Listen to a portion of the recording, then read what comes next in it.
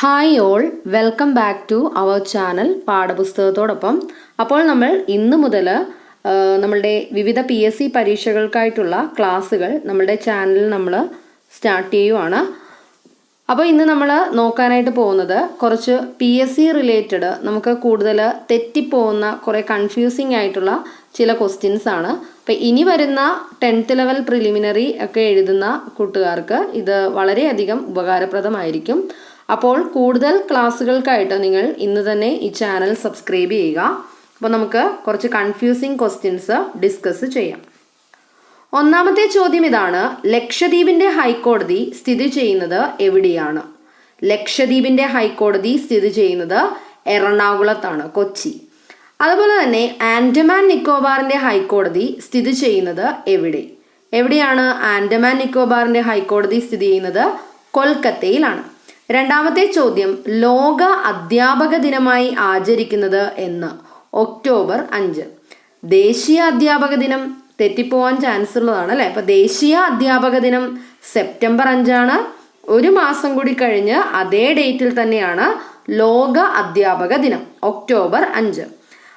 മന്ദരോഗം പരത്തുന്നത് ഏത് കൊതുകാണ്? മന്ദരോഗം പരത്തുന്നത് ക്യൂലക്സ് കൊതുകുകളാണ് മന്ദരോഗം പരത്തുന്നത്. അങ്ങനെയാണെങ്കിൽ മലേറിയ രോഗം പരത്തുന്ന കൊതുകിന്റെ പേര്? മലേറിയ രോഗം പരത്തുന്നത് അനോഫിലിസ് കൊതുകുകളാണ്.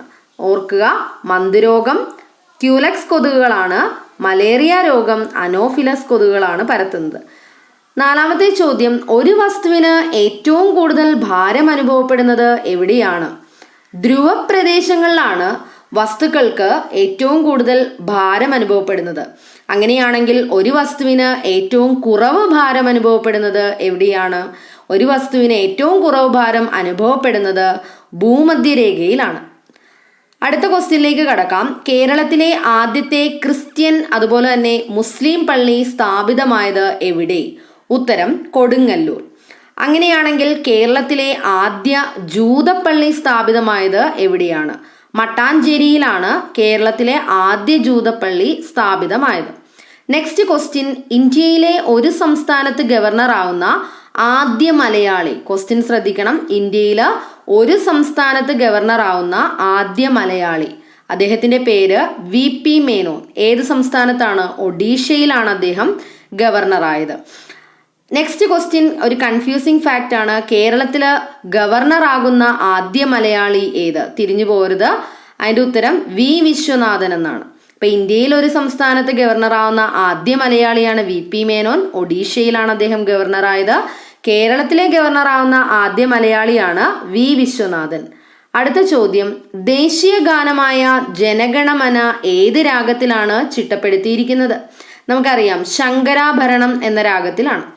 അങ്ങനെയാണെങ്കിൽ ദേശീയ ഗീതം എന്നറിയപ്പെടുന്നത് വന്ദേ മാതരം അല്ലേ. അപ്പോൾ വന്ദേ മാതരം ഏത് രാഗത്തിലാണ് ചിട്ടപ്പെടുത്തിയിരിക്കുന്നത്? ദേശരാഗത്തിലാണ്. നമുക്കറിയാം, പ്രിലിമിനറി എക്സാമിന് ദേശീയ ഗാനത്തെയും ഗീതത്തെയും കുറിച്ചുള്ള ക്വസ്റ്റ്യൻസ് കഴിഞ്ഞ പ്രിലിംസിൽ ചോദിച്ചിരുന്നു. അപ്പോൾ ഇതൊന്ന് ശ്രദ്ധിക്കുക. നെക്സ്റ്റ് ചോദ്യം: പ്രസിഡന്റിന്റെ വെള്ളി മെഡൽ നേടിയ ആദ്യ ചലച്ചിത്രം ഏത്? പ്രസിഡന്റിന്റെ കയ്യിൽ നിന്നും വെള്ളി മെഡൽ നേടിയ ആദ്യ ചലച്ചിത്രം ഏതാണ്? ഉത്തരം നീലക്കുയിൽ. വർഷം 1954. അങ്ങനെയാണെങ്കിൽ പ്രസിഡന്റിന്റെ കയ്യിൽ നിന്നും സ്വർണ്ണ മെഡൽ നേടിയ ആദ്യ ചലച്ചിത്രം ഏത്? നമുക്കറിയാം, ചെമ്മീനാണ് അല്ലെ. പ്രസിഡന്റിന്റെ കയ്യിൽ നിന്നും സ്വർണ്ണ മെഡൽ നേടിയ ആദ്യത്തെ ചലച്ചിത്രമാണ് ചെമ്മീൻ. വർഷം 1965. നെക്സ്റ്റ് ചോദ്യം: എന്റെ ജീവിത സ്മരണകൾ ആരുടെ ആത്മകഥയാണ്? ആരുടെയാണ് എന്റെ ജീവിത സ്മരണകൾ? സവർണജാഥ നയിച്ച വ്യക്തി ആരാണ്? മന്നത്ത് പത്മനാഭൻ. നെക്സ്റ്റ് ചോദ്യം: എന്റെ ബാല്യകാല സ്മരണകൾ ആരുടെ ആത്മകഥയാണ്? എന്റെ ബാല്യകാല സ്മരണകൾ C അച്യുതമേനോന്റെ ആത്മകഥയാണ്. അത് മറക്കാതെ അതൊന്ന് നോട്ട് ചെയ്യുക. അടുത്ത ചോദ്യം: സേവാസദൻ എന്ന കൃതി ആരുടേതാണ്? സേവാസദൻ എന്ന കൃതി രചിച്ചത് ആര്? ഉത്തരം പ്രേംചന്ദ്.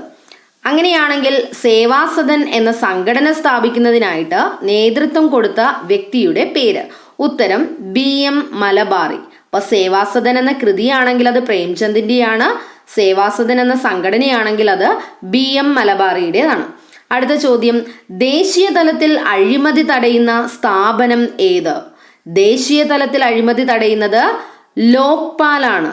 ലോക്പാൽ അല്ലെ. അങ്ങനെയാണെങ്കിൽ സംസ്ഥാന തലത്തിൽ അഴിമതി തടയുന്ന സ്ഥാപനത്തിന്റെ പേരെന്താണ്?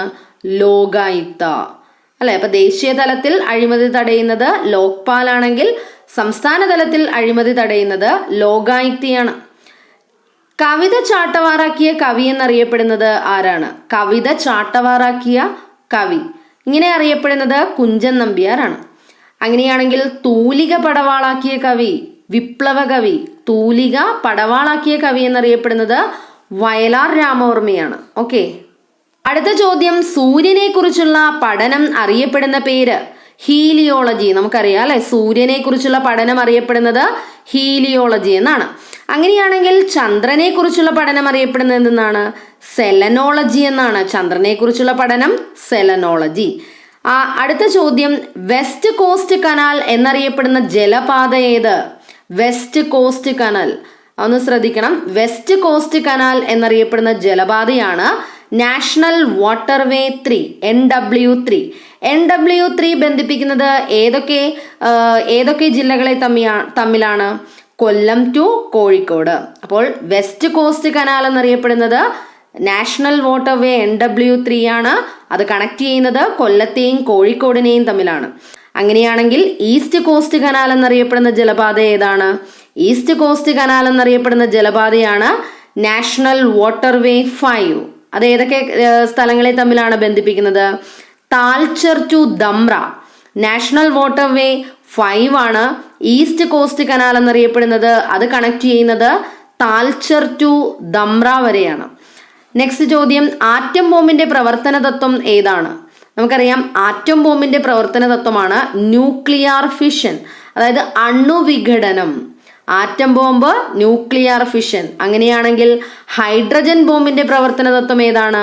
ഈ ന്യൂക്ലിയർ ഫിഷന്റെ ഓപ്പോസിറ്റ് ഉള്ളത് ന്യൂക്ലിയർ ഫ്യൂഷൻ. മറ്റേത് അണുവിഘടനമാണെങ്കിൽ ഇത് അണു സംയോജനമാണ്. ഓക്കെ, അപ്പോൾ ഇന്ന് നമ്മൾ ഒരു 10ഓളം കൺഫ്യൂസിങ് ഫാക്ട്സ് ആണ് ഡിസ്കസ് ചെയ്തത്. അപ്പോൾ ഈ ക്ലാസ്സുകൾ എല്ലാവർക്കും ഉപകാരപ്രദമായെന്ന് കരുതുന്നു. അപ്പോൾ നെക്സ്റ്റ് ക്ലാസ്സിൽ നമുക്ക് കാണാം. Okay, thank you.